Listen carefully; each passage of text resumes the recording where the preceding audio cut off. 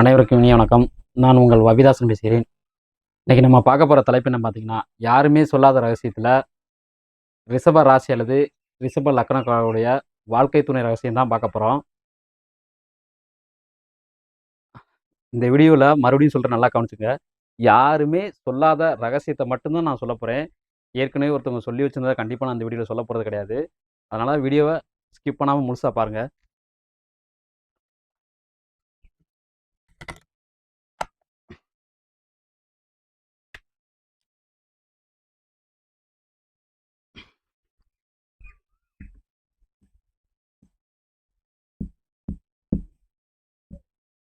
ரிஷபம் ராசி அல்லது லக்னம், இவங்களோட வாழ்க்கை துணை ராசி என்ன சொல்லுதுன்னு கேட்டிங்கன்னா, இந்த இந்த இடத்துக்கு யார் அதிபதின்னு கேட்டிங்கன்னா, இந்த ராசிக்கு யார் அதிபதின்னு கேட்டிங்கன்னா சுக்கிரன். நல்லா தெரிஞ்சுக்கங்க, சுக்கிரன். இது காலச்சக்கரம், நல்லா தெரிஞ்சுக்கங்க, இது காலச்சக்கரம்.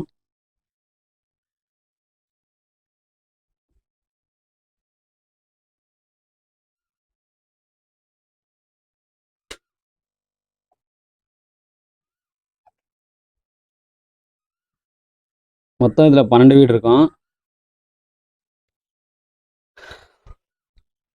இதில் எது உண்மையிலே எது சுக்கிரனுடைய வீடுன்னு கேட்டிங்கன்னா, இங்கே இருக்கிற துலாம் கிடையவே கிடையாது. நல்லா தெரிஞ்சுக்கங்க, இங்கே இருக்கிற துலாம் கிடையாது. உண்மையான சுக்கிரன் வீடு எதுன்னு கேட்டிங்கன்னா, இந்த வீடு மட்டும்தான் சுக்கிரனுக்கு சொந்தம். இந்த வீடு ரிஷபம்.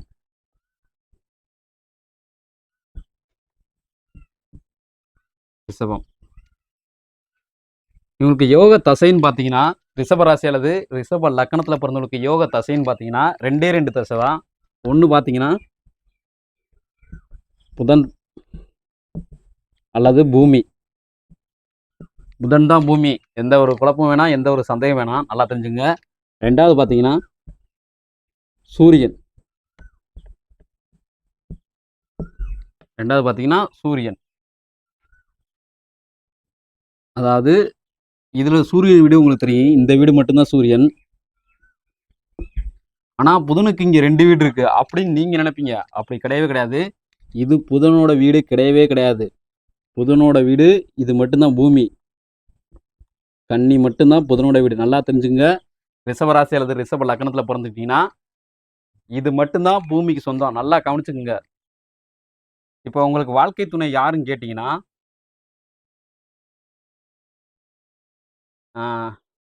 உங்களுக்கு வாழ்க்கை துணை யாருன்னு கேட்டிங்கன்னா, இவங்க 2 பேரும் தான். புதனும் சூரியன் மட்டும்தான்.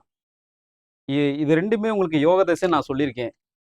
இந்த யோக தசை எப்போ நடக்குன்னு கேட்டிங்கன்னா, அதாவது எந்த வயசில் உங்களுக்கு நடக்குன்னு கேட்டிங்கன்னா, நான் சொல்கிறது ரிஷப லக்கணத்தில் பிறந்தவங்களுக்கு. நல்லா கவனிச்சுங்க. நான் சொல்கிறது ரிஷப லக்கணத்தில் பிறந்தவங்களுக்கு. இந்த 2 தசையும் எப்போ நடக்குன்னு கேட்டிங்கன்னா, 1 இளமை காலத்திலையும், நல்லா கவனிச்சுங்க. நீங்கள் ரிஷப லக்கணமாக இருந்துட்டீங்கன்னா, இங்கே இருக்க புதன் தசை இளமை காலத்திலையும், இங்கே இருக்க சூரிய தசை முதுமை காலத்திலையும் நடக்கும். இந்த 2 தசையும். இது 2 தசை மட்டும்தான் உங்களுக்கு யோக தசை. வேறு எந்த தசையும் கிடையாது. இப்போ சுக்கிரன் பார்த்துங்க.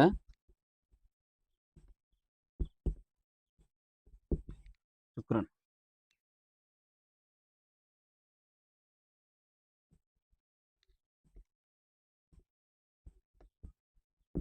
சூரியன்,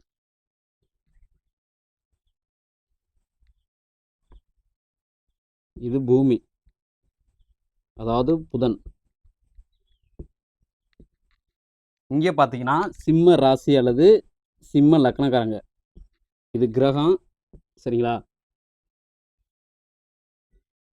சிம்மம் ராசி அல்லது லக்னம். இங்கே பார்த்தீங்கன்னா கன்னி. கன்னி ராசி அல்லது லக்னம். இவங்க 2 பேர் மட்டும்தான் உங்களுக்கு வாழ்க்கை துணையாக வர போகிறாங்க. நல்லா தெரிஞ்சுங்க. 1 கன்னி ராசி அல்லது கன்னி லக்கணக்காரங்க.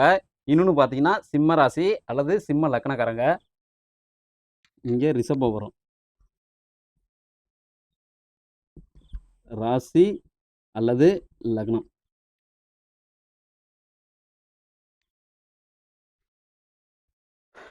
நல்லா கவனிச்சுங்க. இவங்க 2 பேர் மட்டும் தான் வரப்போறாங்க. இந்த வீடியோல யாருமே சொல்லாத ரகசியத்த மட்டும் தான் நான் சொல்லப் போறேன்னு சொல்றேன். சொல்லியிருக்கேன். ஆல்ரெடி நான் சொல்லியிருக்கேன். என்னன்னா, உங்களுக்கு இங்க இருக்கிற சூரியன காட்டிலும், இங்க இருக்கிற புதன் நீங்க ரிஷப ராசியா இருந்தாலும் சரிதான், ரிஷப லக்னமா இருந்துட்டாலும் சரிதான். உங்களுக்கு இங்க இருக்கிற புதன் ரொம்ப ரொம்ப ஸ்ட்ராங்கா இருக்கணும். ஏன்னா, அப்படி இருந்தா மட்டும் தான் நீங்க இல்லற வாழ்க்கைக்குள்ளேயே வர முடியும்.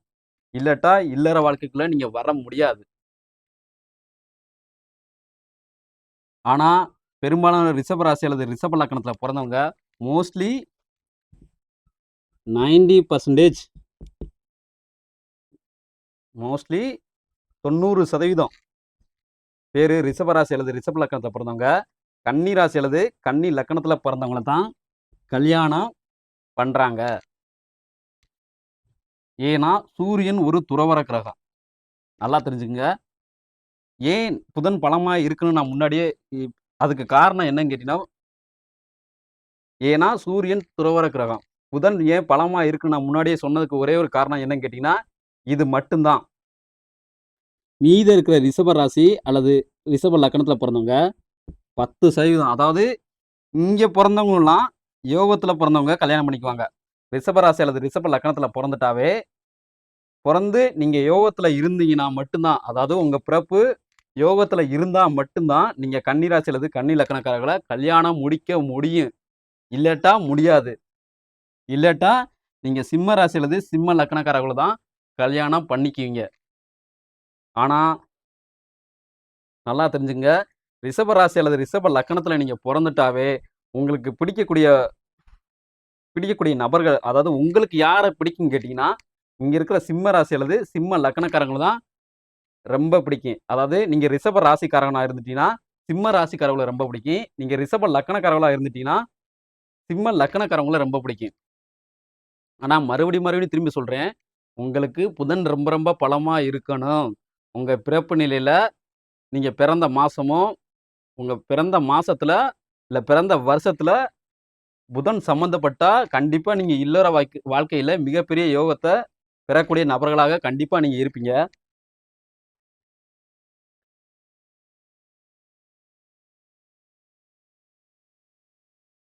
இப்ப சொல்லிட்டேன். இது சொல்லிட்டேன், இது சொல்லிட்டேன். அதாவது அ கன்னி ராசிக்காரர்களுக்கு உங்கள ரொம்ப பிடிக்கும். நல்லா தெரிஞ்சுக்கங்க. கன்னி ராசிக்காரர்கள் அல்லது கன்னி லக்னக்காரங்களுக்கு உங்கள ரொம்ப அதாவது ரிஷப ராசி, ரிஷப லக்னத்தில பொறந்தவங்களுக்கு ரொம்ப பிடிக்கும். இதே நீங்க ரிஷப ராசி, ரிஷப லக்னக்காரர்களா இருந்துட்டீங்கன்னா, உங்களுக்கு சிம்ம ராசி, சிம்ம லக்னத்தில பொறந்தவங்கள ரொம்ப ரொம்ப பிடிக்கும். இப்ப கல்யாணம் பண்ணும்போது எப்படி பண்ணணும்னு கேட்டீங்கன்னா, நல்லா தெரிஞ்சுக்கங்க. நீங்க ரிஷப ராசி அல்லது ரிஷப லக்னத்தில பொறந்துட்டா, நீங்க இப்ப ரிஷப ராசி எடுத்துக்குவோம். ரிஷப ராசின்னு பார்த்தீங்கன்னா, நீங்க கன்னி ராசி அல்லது சிம்ம ராசி. இவங்க 2ல யாராச்சும் ஒரு ஆளத்தான் நீங்க கல்யாணம் பண்ணிக்க முடியும். அப்படி பண்ணா தான் உங்க வாழ்க்கை சீரும் சிறப்புமா இருக்கும். இல்லாட்டா உங்களோட வாழ்க்கை சந்தோஷமா இருக்காது. அதே மாரி நீங்க ரிஷப லக்னத்தில பொறந்துட்டீங்கன்னா, நீங்க கல்யாணம் பண்ண வேண்டிய 2 லக்னக்காரங்க யாருன்னு கேட்டீங்கன்னா, ஒண்ணு கன்னி லக்னக்காரங்களையும், இன்னொன்னு சிம்ம லக்னக்காரங்களையும். 2ல ஏதாச்சும் ஒருத்தர நீங்க கண்டிப்பா கல்யாணம் பண்ணி தான் ஆகணும். அப்படின்னா மட்டும் தான் உங்க இல்லற வாழ்க்கை எப்பவும் சந்தோஷமாவும், மகிழ்ச்சியாகவும் இருக்கும். இல்லன்னா கண்டிப்பா இருக்கவே இருக்காது.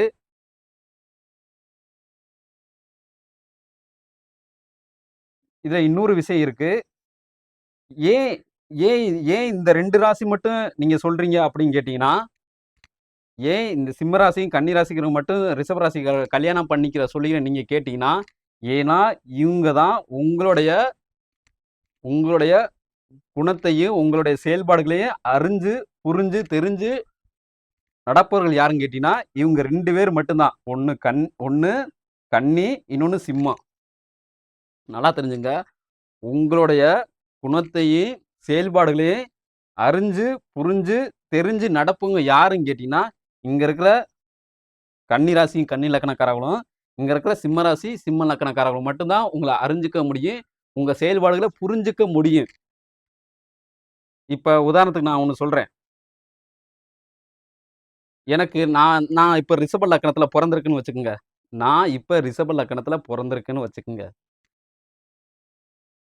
இப்ப எனக்கு ஒரு அதாவது நான் ரிஷப லக்னத்துல பொறந்திருக்கேன். எனக்கு வயசு 40. நல்லா தெரிஞ்சுக்கங்க. எனக்கு வயசு 40. நான் கல்யாணம் பண்ணிக்கிற பொண்ணுக்கு பார்த்தீங்கன்னா, அதாவது நான் கல்யாணம் பண்ணிக்கக்கூடிய பொண்ணுக்கு பார்த்தீங்கன்னா, வயசு பார்த்தீங்கன்னா 30.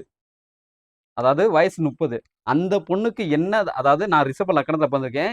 எனக்கு என்ன தசை நடக்குதுன்னு கேட்டீங்கன்னா, ஆ அதாவது புதன் தசை நடக்குது.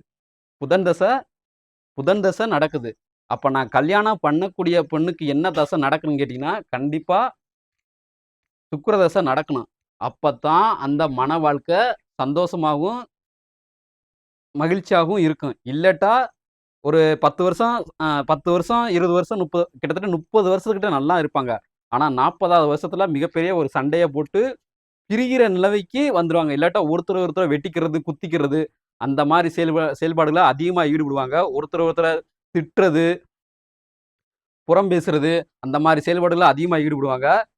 இப்படி இருந்தா மட்டும் தான் அது நல்ல இணைவு. அதாவது நீங்க ரிஷப லக்னத்துல பொறந்துட்டீங்கன்னா, ஒண்ணு கன்னி லக்னக்காரர்கள கண்டிப்பா கல்யாணம் பண்ணணும். இல்லாட்டா சிம்ம லக்னக்காரர்கள கண்டிப்பா கல்யாணம் பண்ணணும். அதுதான் நல்லா தெரிஞ்சுக்கங்க.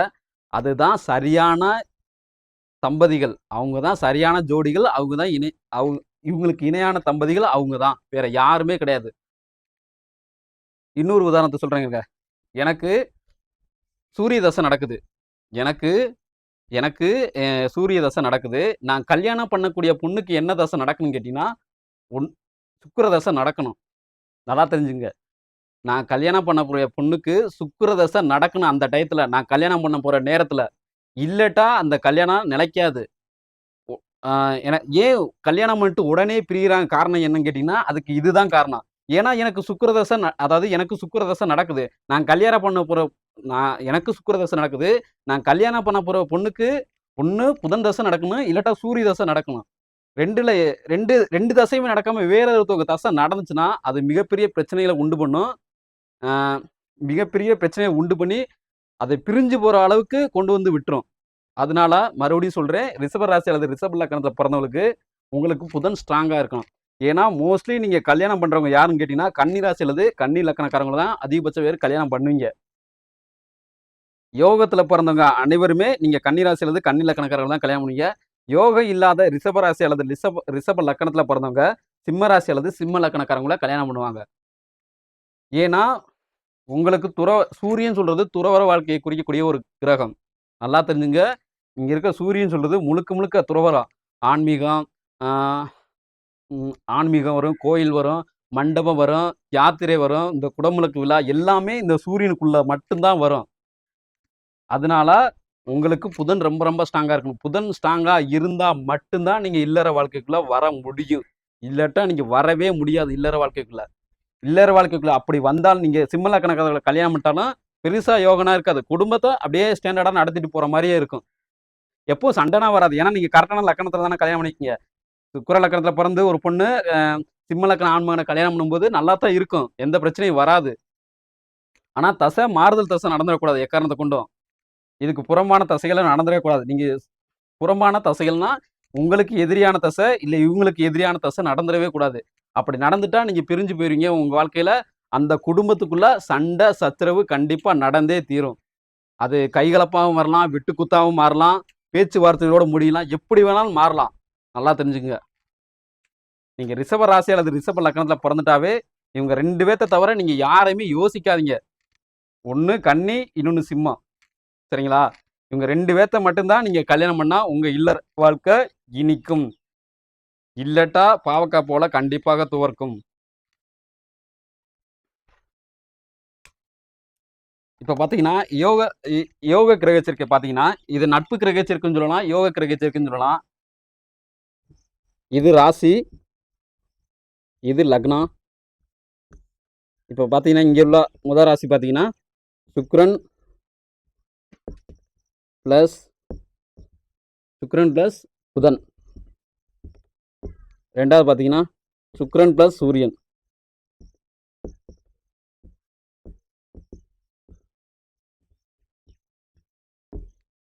சூரியன். 3வது பாத்துக்கிட்டீங்கன்னா, புதன் பிளஸ் சுக்கிரன். 4வது பார்த்துக்கிட்டிங்கன்னா சூரியன் ப்ளஸ் சுக்கிரன்.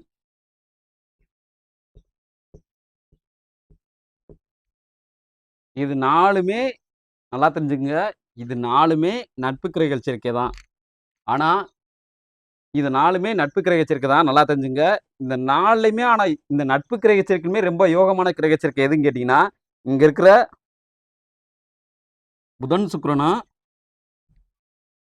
இங்க இருக்கிற புதன், சுக்கிரனும், இங்க இருக்கிற சூரியன், சுக்கிரனும்.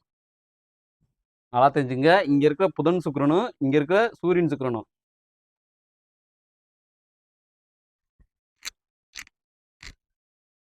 இந்த 4லுமே இதுலயுமே இந்த 4லுமே இந்த இந்த ஒரு குறிப்பிட்ட மாசத்துக்குள்ள பிறந்து வந்துட்டாங்கன்னா, அவங்க இத விட இந்த கிரக சேர்க்கையில பிறக்கக்கூடிய விட அதிக யோகத்தோட பிறந்துருவாங்க.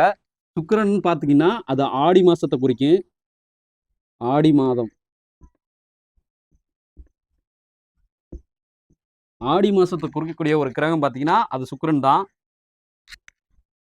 இங்க சித்திரை மாசம் வரும். சித்திரை. சில சமயம் சித்திரை வரும். சில சமயம் மாசி மாசம் வரும். நல்லா தெரிஞ்சுங்க. ஏன்னா, இவங்க குழப்பி வச்சிருக்காங்க இங்க இருக்கிற ஜோதிடம். சில சமயம் மாறி, மாறி வரும். நல்லா தெரிஞ்சுக்கங்க. அதே இங்க இருக்கிறது எல்லாமே மாறி, மாறி வரும். நான் வந்து கரெக்ட்டான மாசத்த சொல்றேன். நல்லா தெரிஞ்சுங்க. ரிஷபம்னா அது ஆடி மாசத்த தான் குறிக்கும். சூரியன்னா சித்திரை அல்லது மாசி மாசத்த குறிக்கும். இங்க இருக்கிற புதன் பார்த்தீங்கன்னா, வைகாசி மாசம் வரும். ஒரு சில சமயம் பார்த்தீங்கன்னா, கார்த்திகை மாசமும் வரும். நல்லா தெரிஞ்சுங்க. ஒரு சில மாதம் பார்த்தீங்கன்னா, ஒரு சில வருஷத்துல கார்த்திகை மாசமும் சேர்ந்து வரும். இப்ப வைகாசி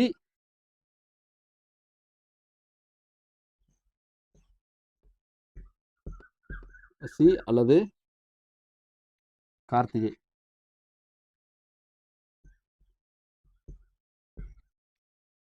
இங்க புதனோட மாசம் 2 மாசம் வரும். ஒரு சில வருஷத்துல நல்லா தெரிஞ்சுக்கங்க. ஒரு சில வருஷத்துல 2 மாசம் சேர்ந்து வரும். இதுவுமே 2 மாசம் சேர்ந்து வரும். ஒரு சில வருஷத்துல.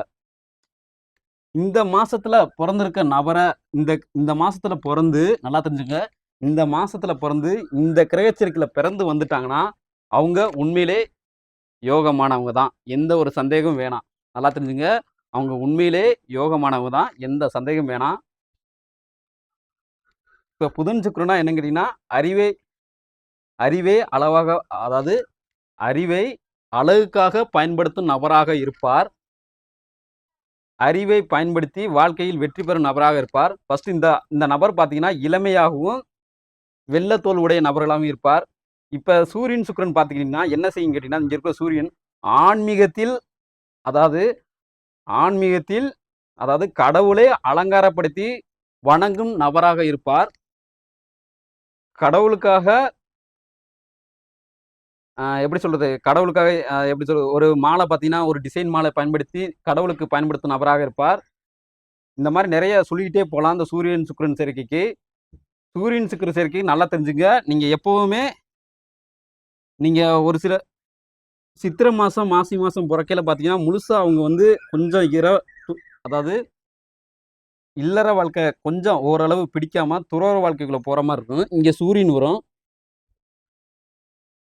இங்க புதனும் நல்லா தெரிஞ்சுங்க. இங்க புதனும் அது புதனோட மாசமும், இங்க வைகாசி அல்லது கார்த்திகை மாசமும் வந்துட்டா, இங்க புதன் வந்துரும். அதே மாரி இங்க சுக்கிரன் வந்துட்டா, இங்க முன்னாடி சுக்கிரன் வந்துட்டா, ஆடி மாசம் வந்துரும். ஸோ, இப்படி நீங்க பிறக்கையில அது யோகமான கிரக சேர்க்கை தான். நல்லா தெரிஞ்சுங்க. இப்படி ஒரு கிரக சேர்க்கை பண்ணிட்டா யோகமான கிரக சேர்க்கை தான். முன்னாடி சூரியன் மட்டும் வந்துரக்கூடாது. சூரியன் வந்துட்டா, கொஞ்சம் இல்லற வாழ்க்கையில ஓரமா வச்சுட்டு, துறவற வாழ்க்கை மீது அக்கறை கொண்ட நபராக மாறுறதுக்கு வாய்ப்பு இருக்கு. ஜாக்கிரதையா இருந்துங்க. ரிஷபராசி அல்லது ரிஷப லக்கணத்துல பொறந்தவங்களுக்கு, நான் மறுபடியும் சொல்றேன். உங்களுக்கு புதன் பலமா இருக்கணும். அதாவது இந்த பூமி பலமா இருக்கணும். இந்த பூமியில உங்களுக்கு உரிமை உண்டு. ஏன்னா, கன்னி தான் பூமி. நெறைய ஜோதிடர் வந்து நெறைய தவறான கருத்துக்கள்லாம் நெறைய சொல்றாங்க. நீங்க பார்த்தீங்கன்னா, அதாவது மகர வீட்ட காட்டுது. ரிஷபத்திலருந்து எண்ணி பார்த்தா செவ்வாய காட்டுது. அது கிடையவே கிடையாது. உங்களுக்கு செவ்வாய்க்கு இங்க இருக்கிற அதாவது மேசத்துக்கு எந்த சம்பந்தமே அதாவது இங்கேருந்து எண்ணி பார்த்தீங்கன்னா, விருச்சகம் வரும். உங்களுக்கு விருச்சக ராசிக்காரருக்கும் எந்த விதமான சம்பந்தமும் கிடையவே கிடையாது. உங்களுக்கு வரக்கூடிய 2 பேர் தான். ஒண்ணு சிம்ம ராசிக்காரவங்க, இன்னொன்னு கன்னி ராசிக்காரவங்க. நல்லா தெரிஞ்சுங்க. ஒண்ணு சிம்ம ராசிக்காரவங்க, இன்னொன்னு கன்னி ராசிக்காரவங்க. இங்க சிம்மம் வரும்.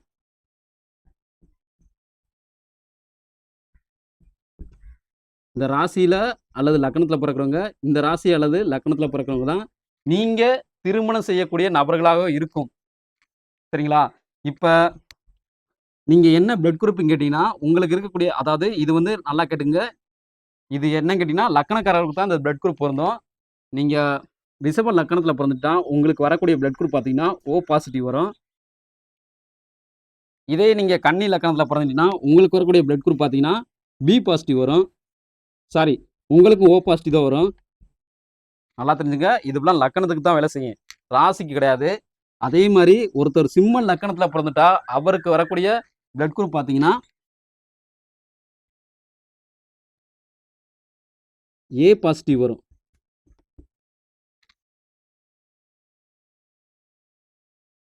இவ்வளவுதான் உங்களோட திருமண வாழ்க்கை ரகசியம். இதுதான் உண்மை. யார் சொல்றதையும் நம்பாதீங்க. உங்களுக்கும் செவ்வாய்க்கும் சம்பந்தமே கிடையாது. உங்களுக்கு சம்பந்தப்பட்ட 2 கிரகம். ஒண்ணு சூரியனு, இன்னொன்னு பூமி. இந்த பூமி. சரிங்களா? இந்த பூமியில உங்களுக்கு உரிமை உண்டு. ஸோ இது போல பல அருமையான தகவல்களை தெரிஞ்சுக்கணும்னு ஆசைப்பட்டீங்கன்னா, நம்மளுடைய புதன்குரு ஆஸ்ட்ரா சேனலை நீங்க சப்ஸ்கிரைப் பண்ணி வச்சுங்க. அங்க இருக்க பெல் ஐகானை பிரஸ் பண்ணி வச்சுங்க. பாய். மீண்டும் ஒரு புதிய தலைப்பில் சந்திப்போம். பாய்.